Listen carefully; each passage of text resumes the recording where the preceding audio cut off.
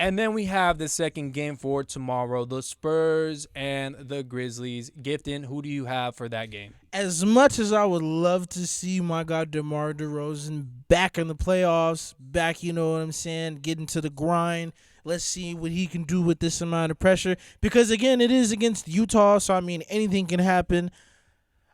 I'd actually like to see Memphis in there, man. I'd really like to see Memphis with the AFC, bro. I really would, only because I really like Jonas Valanciunas. It seems like he's been averaging a double-double all season. His whole career. Yeah. John Morant and Dylan Brooks are starting to come around. Jaren Jackson Jr. is finally healthy. He's back. He's back. He's healthy. I feel like they got like a good enough defense. Memphis, gritty, tenacious energy. Yep. It's always nice to see them in the playoffs or playing or just fighting for like their last little thing. Yeah, that's their culture, so it just brings most out of them. And then two, I want to see what John Morant got.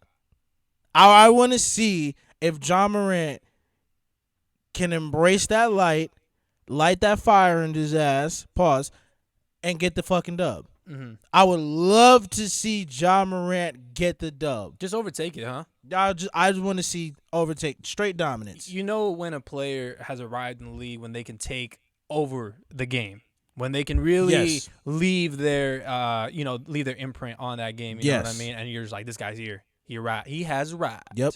He has arrived. Now, when it comes to the Spurs and the Grizzlies, I think I'm going to go up against you. And usually we like to agree with each other because it's easier because we like to be the favorites for each other. But no, like, I believe that DeMar DeRozan has something to say.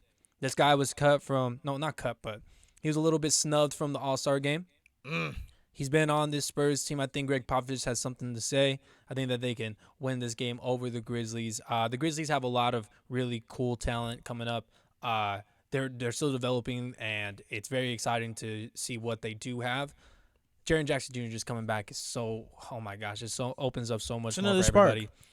I'm just gonna say this much though, this other team with the Spurs, I feel like they'll be well equipped, well organized. I feel like the head coach can get them prepared, and they've had experience in this.